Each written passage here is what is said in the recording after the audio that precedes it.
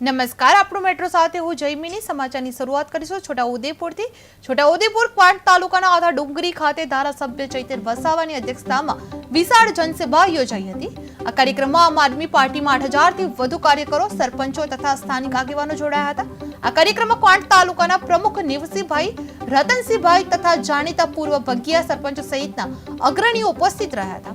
ચૈતર વસાવાની હાજરીમાં મોટી સંખ્યામાં લોકોએ આમ આદમી પાર્ટીના કાફલો મજબૂત બનાવ્યો હતો। જનસભામાં ચૈતર વસાવાએ ભાજપ પર કડક પ્રહાર કરતા જણાવ્યું હતું કે લોકો હવે પરિવર્તન ઈચ્છે છે અને આમ આદમી પાર્ટી વિકલ્પ બની રહી છે। જાહેર સભામાં રાધિકાબેન રાઠવા સહિત અનેક આગેવાનો ઉપસ્થિત રહ્યા હતા। ઘરમાં ઝઘડા થતા છે હા કે નહીં?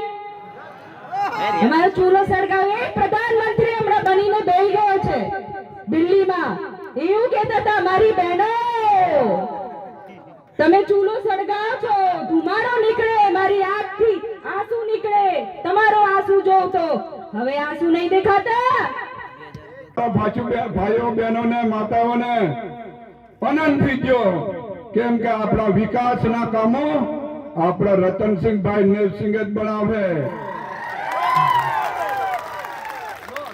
જિલ્લા પંચાયતના સભ્ય ભાજપના ને આપણે ખૂબે ખૂબે મત આલ્યું અને છૂટી લાયા તો આપણા ગેસ આપવાનું કીધું તું, કઈ છે ગેસ?